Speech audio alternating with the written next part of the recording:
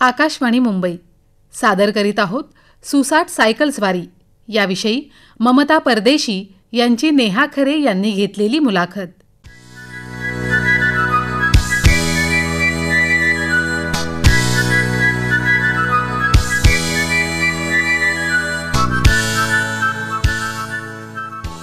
सायकलच्या पॅडलवर पाय टाकून कामासाठी नव्हे तर साहसी मोहिमा पार करण्याचं स्वप्न तिनं पाहिलं.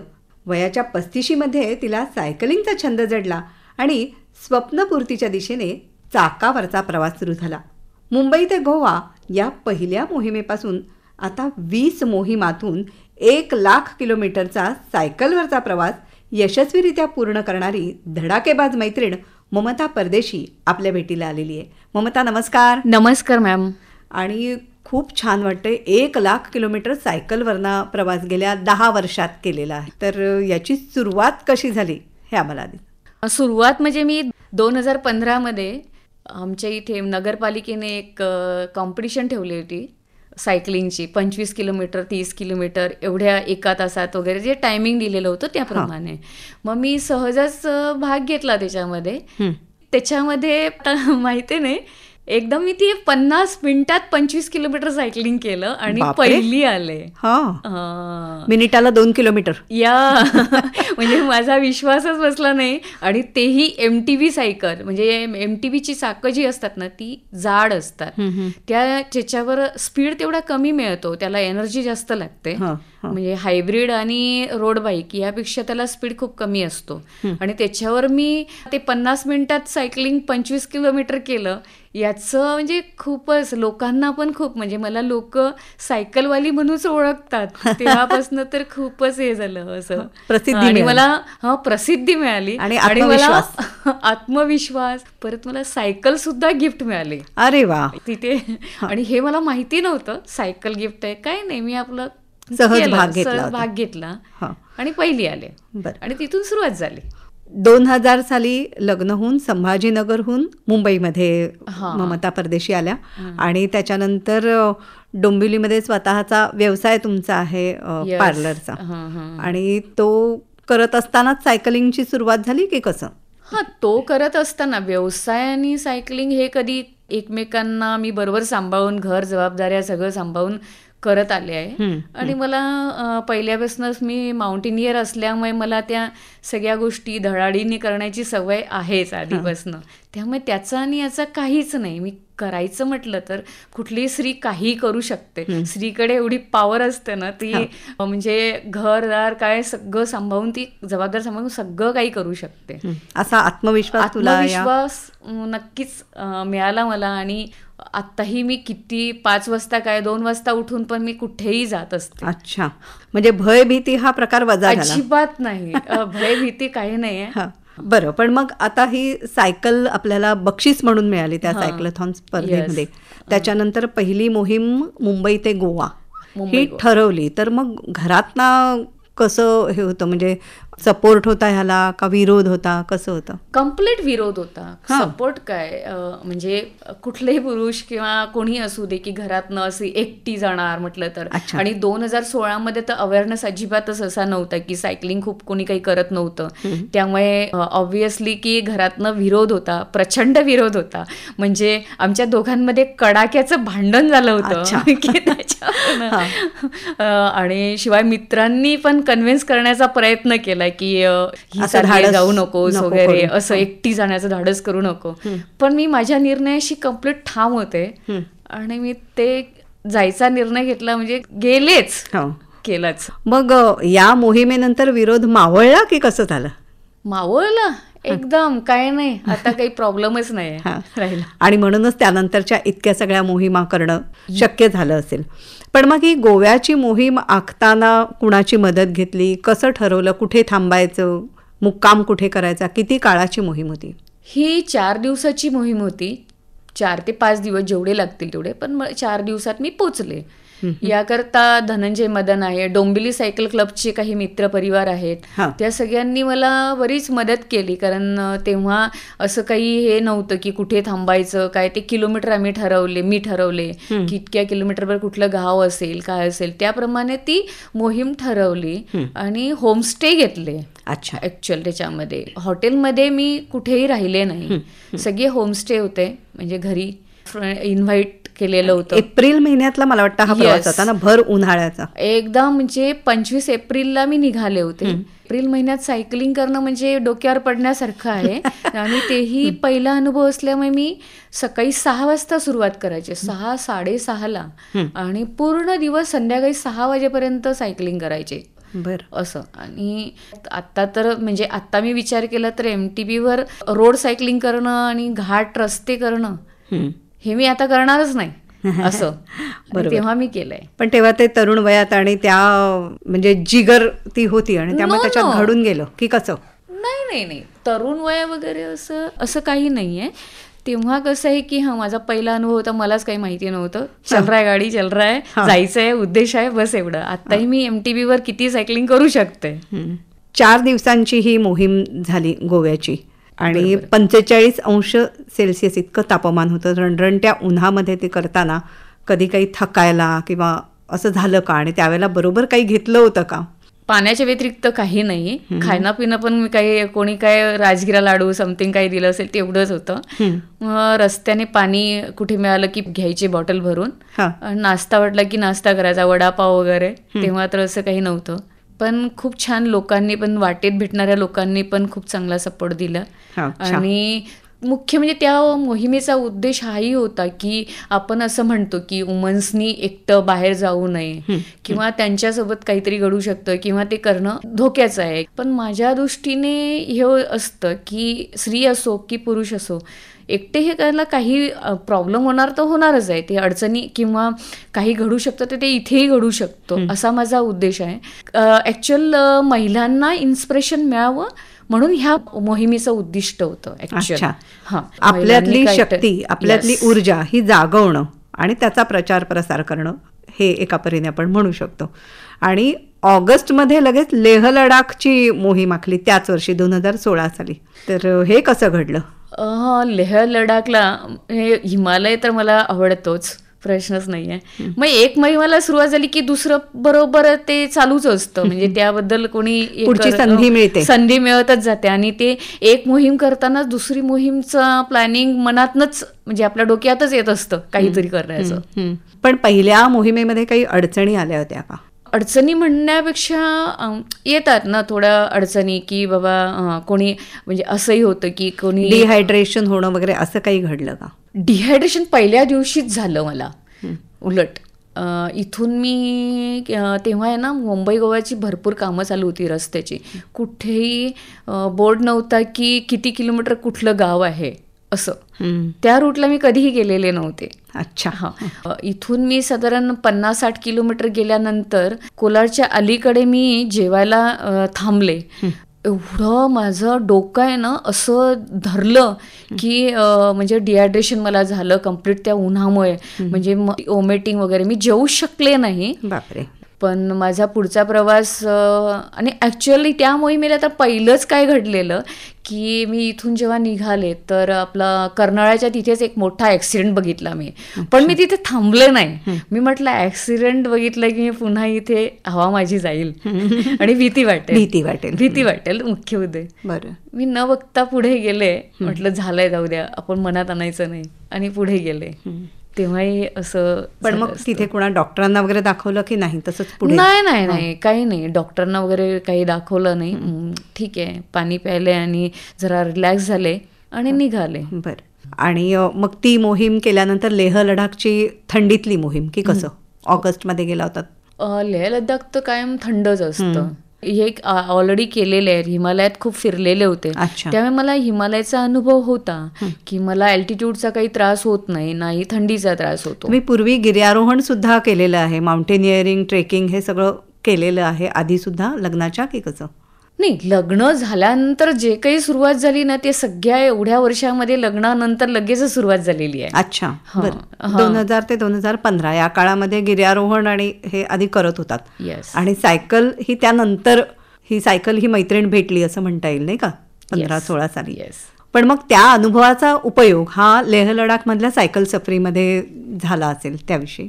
हो, कायम म्हणजे कसं असते की अनुभव हा आपण हिमालयात गेलेला असतो, त्याच्यामुळे त्याचा काही त्रास वगैरे होण्याचा काही प्रॉब्लेम येतच नाही. मग की अनुभव होता. आणि मी माउंटेनरिंग ट्रेनिंग पण घेतलेलं आहे माउंटेनरिंग इन्स्टिट्यूटमधनं प्रॉपर मनालीला. त्यामुळे 1 महिन्याचा मी कोर्स पण केलेला आहे. अच्छा. त्यामुळे मुळात खेळाडू होतात मला वाटतं. कबड्डी वगैरे शाळेत असताना कबड्डी खेळायचे, पण तेव्हा काही ग्रोथ करता आली नाही. म्हणजे मुंबईपासून लांब होतात त्यामुळे. पण मग मुंबईत आल्यावरती वेगवेगळी क्षेत्र, वेगवेगळ्या संधी खुणावायला लागल्या. येस. बरं, पुढे सेव्ह सह्याद्री वाचवा या मोहिमेमध्ये सुद्धा तुम्ही सहभागी झाला होतात. हो, तोही एक वेगळा अनुभव असेल. येस. आता जे काही घडतोय, आपण जे बघतोय की पाऊस खूप पडतो, हे होतं, पण त्याची सुरुवात ही किती वर्षापासून आधीपासून झालेली आहे. ती वाचवण्यासाठी 2016 आम्ही डिसेंबरात ती मोहीम होती सह्याद्री वाचवा आपला. तर त्या मोहिमेमध्ये मी भाग घेतला होता की म्हणजे सायकलिंग अवेअरनेस लोकांमध्ये यावा, निसर्ग वाचवण्यासाठी काय काय प्रयत्न करू शकतो आपण ते करायला. आदर्श डोंबिवलीकर या पुरस्काराने त्यांना नेपाळची मोहीम पूर्ण केल्यानंतर सन्मानित करण्यात आलं. आणि इतरही वेगवेगळ्या ठिकाणी ज्या ज्या सायकल मोहिमा त्यांनी पूर्ण केल्या आहेत त्याची प्रमाणपत्र ही त्यांच्यापाशी आहेत. आता मला वाटतं एक तुमच्या सगळ्या मोहिमांची थोडीशी यादी आम्हाला सांगितली जंत्री, तर आपल्या श्रोत्यांनाही कल्पना येईल की काय काय केलेलं आहे तुम्ही गेल्या 10 वर्षांमध्ये. पहिलं तर मुंबई गोवा सायकल सफर केली 2016 सोलो एकटीने. नंतर लेह लडाख केली, त्याच्यानंतर कोल्हापूर हे सोलो केली, त्याच्यानंतर नेपाळ सायकलिंग केलं. नंतर पुन्हा लेह लडाखमध्ये Umling La pass, world highest pass, तो केला. त्याच्यानंतर आपले गड किल्ले, सह्याद्रीमधले जे गड किल्ले आहेत, घाटवाटा, गड किल्ले, आपल्या इथले जे काही घाट रस्ते आहेत ते सायकलने केले. आणि अन्नपूर्णा सर्किट हे नेपाळमध्ये आहे. त्याची हाईट देखील 17,900 आहे. अच्छा. ते पण माझं सायकलने करून झालंय. पण हा स्टॅमिना आपला सतत राहिला पाहिजे, याच्यासाठी नियमित काही सराव करता किंवा कसं, त्याबद्दल सांगा ना. नियमित म्हणजे मी सकाळचे 1.5 ते 2 तास हा स्वतःसाठी काढत असते. मग ते प्लॅनिंग कसं असते की घरातलं वगैरे काही जे काही कामं असतील, शाळा मूल सगळं जे काही जबाबदाऱ्या असतील त्या जबाबदाऱ्या सांभाळून 1.5 ते 2 तास हा व्यायामाचा वेळ असतो. किती वाजता सकाळी सुरुवात होते? सकाळी मी 5ला उठते. त्याच्यानंतर मग घरातलं सगळं जे काही प्रायोरिटीनुसार आधी व्यायाम, आधी घरातली कामं, ते सगळं प्लॅनिंग करून 1.5 ते 2 तास स्वतःसाठी काढते. मग ते 1.5 ते 2 तासामध्ये मी कधी वेळेनुसार सायकलिंगला जाते. 30-40 जे काही किलोमीटर सायकलिंग होईल ते सायकलिंग करते. कधी मग रनिंग करते, कधी स्विमिंग करते, कधी मुंब्रा डोंगर आहे ना आपला, मुंब्र्याला जाऊन त्या डोंगरावर म्हणजे जायचं, दोरीच्या उड्या वर्कआउट करते, डंबेल्स वगैरे करते. काही जे मला जमेल, जेवढा वेळ असेल तो दररोज नियमित व्यायाम नक्कीच करते. एकीकडे हे असं धाडसी काहीतरी करणं आणि तीच ममता पुढे अत्यंत ममत्वाने दुसऱ्याचा मेकअप सुद्धा करते तितक्याच नाजूकपणे, हे थोडंसं विरोधाभास वाटतो. कसं जमतं? तुम्ही म्हणजे मला स्वतःलाच आश्चर्य वाटतं की मी ह्या फील्डमध्ये कशी आले. आणि हे नाजूक काम इथे येऊन आणि परत मी तेही तेवढ्याच चोखपणे करते. अच्छा. म्हणजे आवडतं लोकांना ते मेकअप असो, म्हणजे हेअरकट असो, फेशियल असो, जे हात राकट असतात तेच हात डायरेक्ट चेहऱ्यावर फिरतात आणि त्याचाही आनंद घेतात लोक. याचा अर्थ तेही चांगलं जमतं. उमलिंगला पास हे जगातलं सर्वात उंच असं मोटरेबल रोड असलेलं ठिकाण आहे. तर त्या ठिकाणचा तुमचा अनुभव, तिथे जाण्याचा, ती मोहीम कशी होती, कुठून सुरू झाली, त्याविषयी?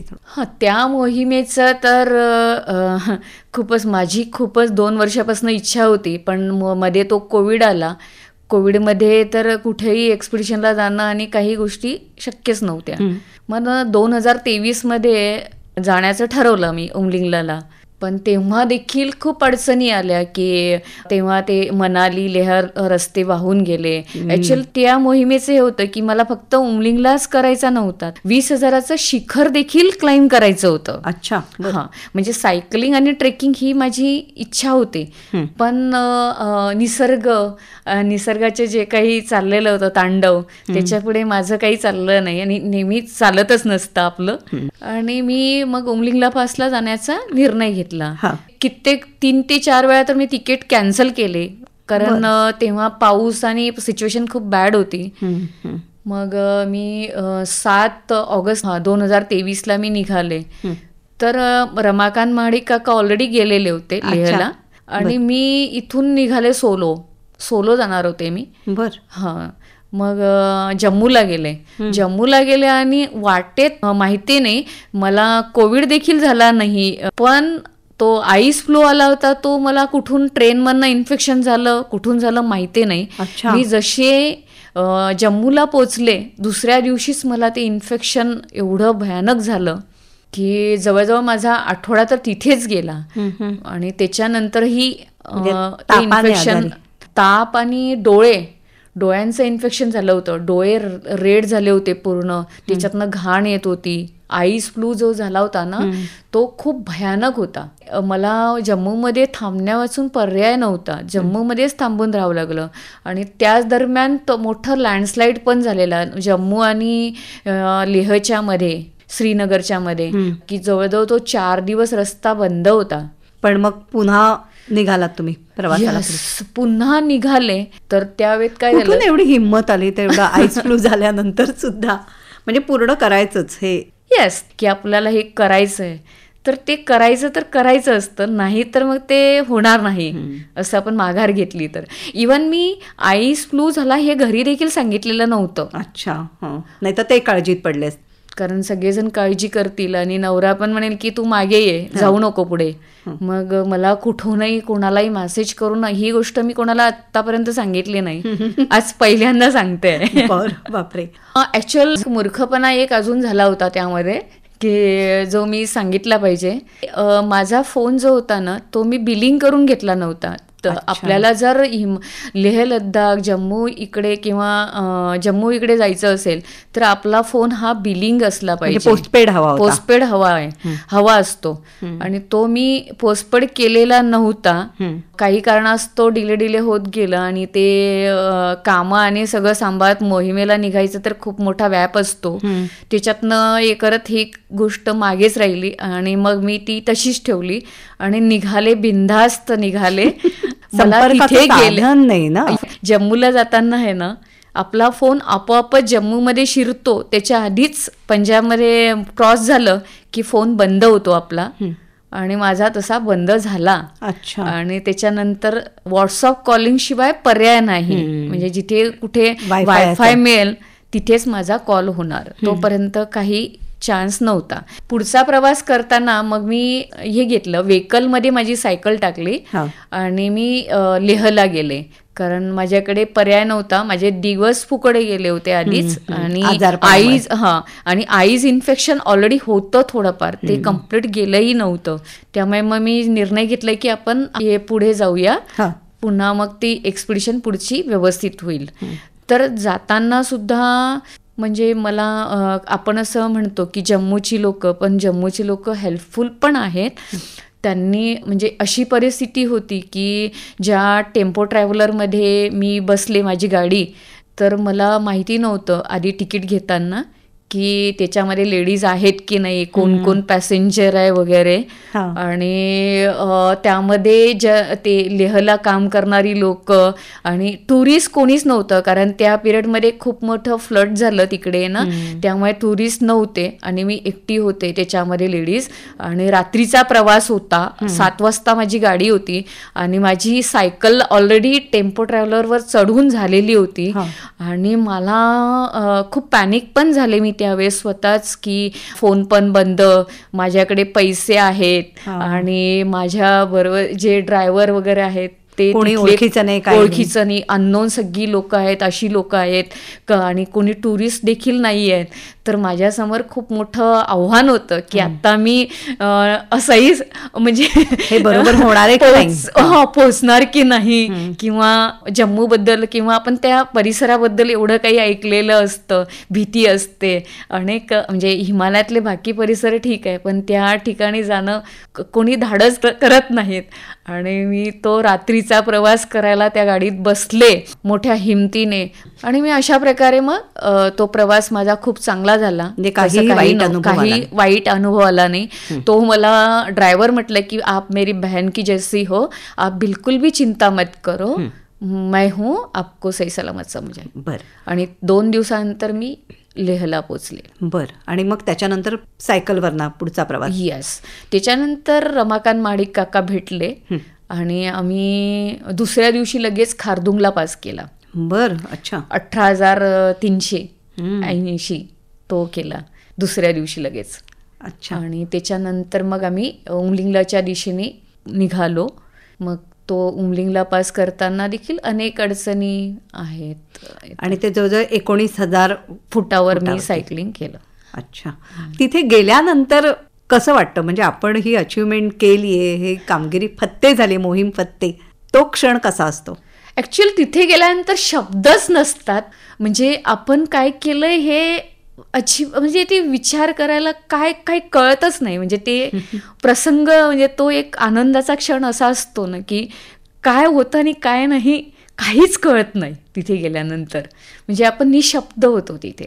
पण म्हणजे हे आपण करू रिअलाइज, याचा आनंद, म्हणजे त्याचा आनंद तर खूप, म्हणजे अरे आपण केलं हे नंतर, म्हणजे तसं बघितलं तर तिथेपेक्षा आम्ही जेव्हा परत येतो तेव्हा तो रिअलाइज जास्त होतं की आपण हे केलं, करू शकतो. जाताना आपण एका उत्साहाने जोशाने जातो, पण परतीचा प्रवास कंटाळवाणा होतो कधी, का कठीण वाटतो, की कसं असतं? नाही, अजिबात नाही. जेव्हा उत्साह भरलेलाच असतो, कारण आपण जरी मोहीम संपलेली असली तरी आपण म्हणजे घरी, जो मोहिमेचं उद्दिष्ट काय असतं की जोपर्यंत आपण घरी पोचत नाही ना तोपर्यंत मोहीम संपत नाही. अच्छा. तुम्ही मगातपासून उल्लेख करताय रमाकांत महाडिक काका, त्यांच्याविषयी थोडं सांगा ना. ते तुमच्यासाठी प्रेरणास्थान आहेत मला वाटतं ना. येस. रमाकांत महाडिक काका आहेत ना, त्यांच्याबरोबर मी आतापर्यंत खूप साऱ्या एक्सपिडिशन त्यांच्यामुळेच केल्या आणि त्यांच्याबरोबरच केल्या. त्यांचं वय आता 71 इयर आहे. अच्छा. ते अजूनही एक्सपिडिशन करतात. आणि त्यांचं आणि माझं असं ट्युनिंग जमतं की बाबा कुठली मोहीम करताना वगैरे कुठल्या अडचणी आल्या तरी आम्ही एकमेकांना सांभाळून हे करतो. त्यामुळे ते कसं असतं, कुठली एक्सपिडिशन किंवा कुठे आपण असतो ना तेव्हा आपल्याबरोबर जमणारी व्यक्ती असेल तर मग ते सहज आपण त्या गोष्टी करून जातो. सायकल मोहीम करताना कधीतरी ते वाहन आहे, यंत्र आहे, तर कधी नादुरुस्त होणं, पंक्चर होणं असं काही घडत असेल तर त्यावर मात कशी करता? ते तर आधीच डोक्यामध्ये असतं ना की आपण थोडंफार शिकून पण घेतलेलं असतं की कशी दुरुस्त करायची वगैरे सायकल. पण असं घडलं का की वारंवार पंक्चर होणं वगैरे? आता आम्ही एक एक्सपिडिशन म्हणजे केली होती, ती आम्ही कमांडोंना समर्पित करायची म्हणून आम्ही एक मोहीम आखली होती. त्या मोहिमेमध्ये म्हणजे 60 तासात एक मिशन आपल्या इथे जे मोठा दहशतवादी हल्ला झाला होता त्यावेळची एक म्हणजे डोक्यामध्ये खूप हे होतं की त्यांनी केलेली कामगिरी खरंच किती, म्हणजे शब्द नाही आहे त्यांच्यासाठी, तर आपण त्यांच्यासाठी काहीतरी करावं. तर आम्ही असा एक मोहीम ऐकली की आपण जर statue of unity Vallabhbhai Patel यांना आपण लोहपुरुष म्हणतो, तर त्या लोहपुरुषांसाठी आपण कमांडो हे देखील एक लोहपुरुषच असतात, तर त्यांना त्यांच्यासारखं हे करून आम्ही ती समर्पित करायची राईड होती म्हणून ती आम्ही मोहीम ऐकली. रमाकांत महाडिक आणि आम्ही दोघांनी ती 3 दिवस 8 तासात ती कंप्लीट केली, जाऊन येऊन 800+ किलोमीटर. ऍक्च्युअली ती एक्सपिडिशन आम्हाला 60 तासात कंप्लीट करायची होती, मुंबई टू रिटर्न. अच्छा. म्हणजे इथून गुजरातमध्ये स्टॅच्यू ऑफ युनिटी पर्यंत जायचं आणि तिथून परत मुंबईमध्ये यायचं, असं तुम्हाला पूर्ण करायचं होतं? पण बॅड लक असं झालं की आमची जवळजवळ 7 वेळा सायकल पंक्चर झाली आणि टेरिफिक पंक्चर झाली, म्हणजे की इथून पुढे गेलं की पंक्चर, आणि खूपच त्रास दिलेला. नाहीतर आम्ही ती 60 तासात पूर्ण करणार होतो मोहीम. पण मग दुरुस्ती केलीत आणि किंवा चाक बदलणं वगैरे असं की काय? अनेक वेळा आम्ही सायकल ते ट्यूब घेतल्या होत्या बरोबर, त्या बदलल्या, त्याही संपल्या. मग पर्याय नव्हता की त्यांना पॅचेस लावून हे करून पंक्चर काढून ते आम्ही केलं. अच्छा.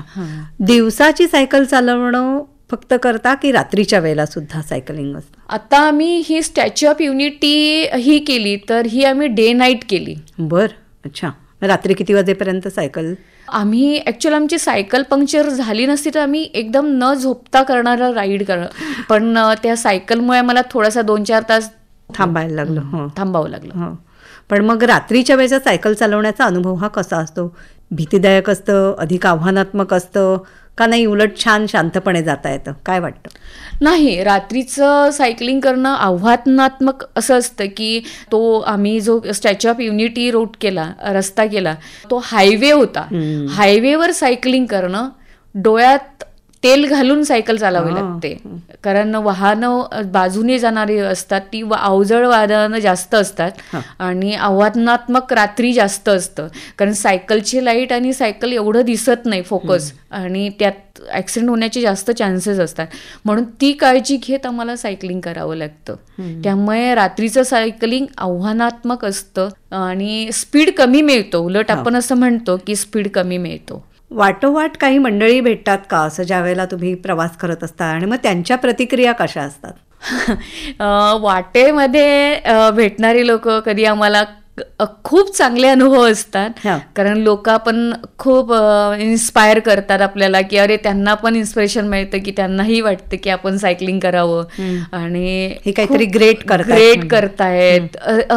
खरंच म्हणजे लोकांना हे खूप मोठं आश्चर्यच वाटतं. आम्हाला चालायलाही एवढे कंटाळा येतो आणि तुम्ही ते सायकलनी एवढे अंतर पूर्ण करतात, ते खरंच अचीव वाटतं. त्यांना पण खूप आमच्याबद्दल कौतुक. महाराष्ट्रामध्ये सुद्धा तुम्ही सायकलिंग आणि ट्रेकिंग हे असं दोन्ही केलेलं आहे, तसे काही अनुभव सांगा ना. सुरुवात तर रमाकांत महाडिक बरोबर जशी झाली ना, कळसुबाई म्हणून शिखर आहे जे महाराष्ट्रातलं सगळ्यात उंच म्हटलं जातं. ते सायकलिंग आम्ही पहिलं केलं आणि ते डे नाईट केलं. म्हणजे रात्री 2 वाजता आम्ही शेवटची ट्रेन पकडून कसाऱ्याला गेलो आणि तिथून जे सायकलिंग सुरू केलं रात्री, आणि पहाटे आम्ही पायथ्यालाच गेलो, ट्रेक केला आणि पुन्हा सायकलिंग करत घरी आलो. बरं.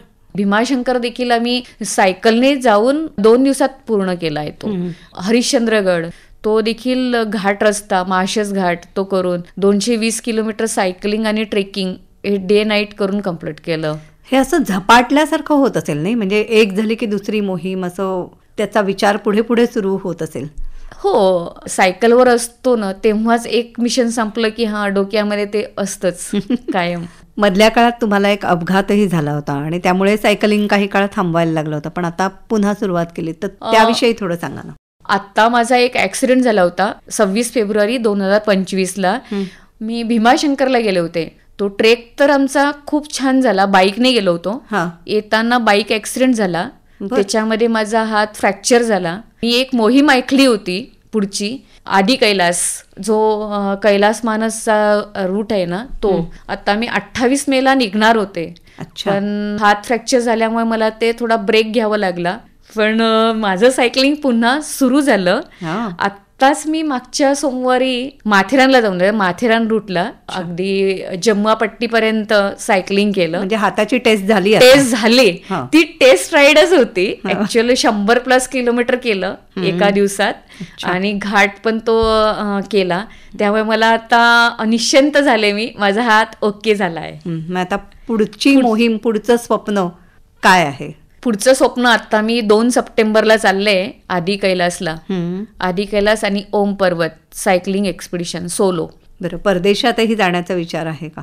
हो, परदेशात जायचं आहे मला. लहानपणापासून व्हिएतनामबद्दल खूप ऐकलंय, कारण माझे मोठे काका आर्मीमध्ये होते. त्यांचं पोस्टिंग काही दिवस तिकडे झालं होतं. त्यांच्याकडनं लहान असताना काहीतरी कानावर पडलेले शब्द आहेत आणि व्हिएतनामबद्दल लहान असतानाच ऐकलेलं आहे थोडंसं. त्यामुळे मला पहिल्यापासूनच ती व्हिएतनामबद्दलची एक आहे की मला जायचं आहे तिथे. तर मग मी सायकलिंगला जाणार आहे.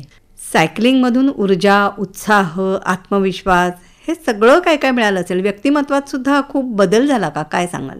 येस, सायकलिंगमुळे ॲक्च्युअल व्यक्तिमत्व पूर्ण म्हणजे आपले जे निगेटिव्ह विचारतो, डिप्रेशन असतो, यापासनं देखील खरोखर एवढा कोविडचा काळ होता कठीण, त्यामध्ये पण मी सर्वायव्ह करू शकले. ते निव्वळ माझ्या सायकलिंग, निसर्ग याच्यामुळेच करू शकले. नाहीतर मी आहे पेशाने ब्युटिशियन, पार्लर आहे माझं. ते 2 वर्ष तर खूप म्हणजे पूर्णपणे बंदच होतं आणि त्या काळात सर्वायव्हर होणं हे माझ्यासाठी खूप जिगरीचं होतं आणि ते सायकलमुळे झालं. अच्छा, तुम्ही उल्लेख करताय निसर्गाच्या जवळ जायला मिळणं आणि ठिकठिकाणचा निसर्ग अनुभवणं हे सायकलिंगमुळे शक्य होते, या मोहिमांमुळे.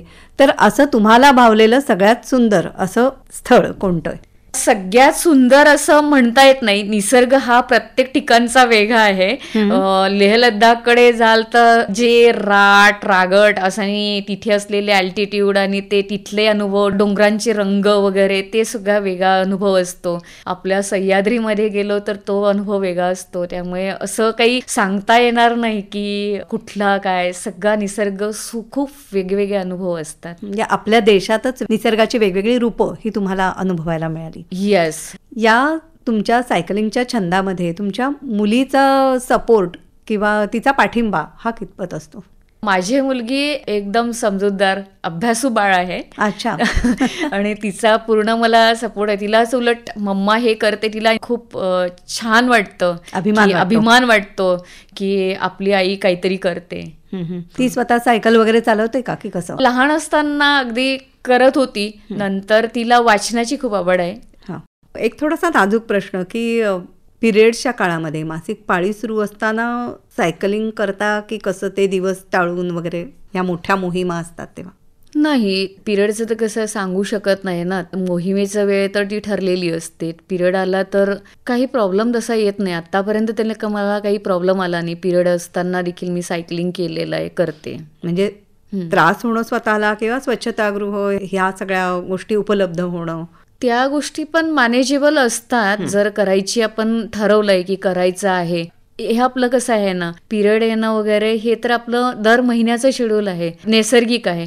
ते आपोआपच ते देखील प्रॉब्लेम सॉल्व्ह होतात. तुम्ही मुळात माउंटेनिअरिंगचं, गिर्यारोहणाचं खडतर प्रशिक्षण घेतलेलं आहे मला वाटतं.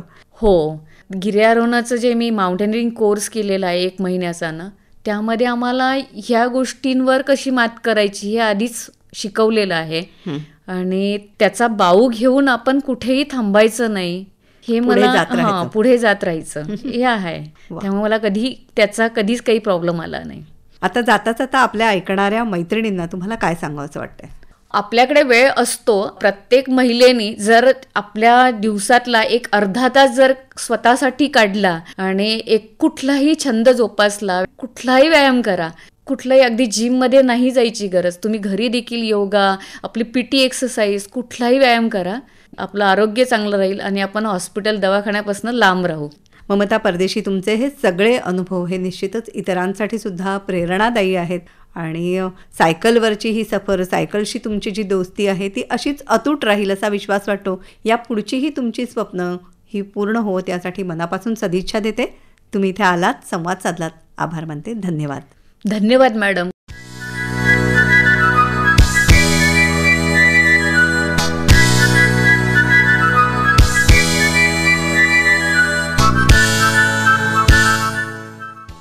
श्रोते हो, सुसाट सायकल स्वारी याविषयी ममता परदेशी यांची नेहा खरे यांनी घेतलेली मुलाखत आत्ताच आपण ऐकली.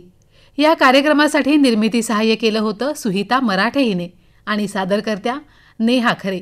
ही आकाशवाणी मुंबई केंद्राची निर्मिती होती.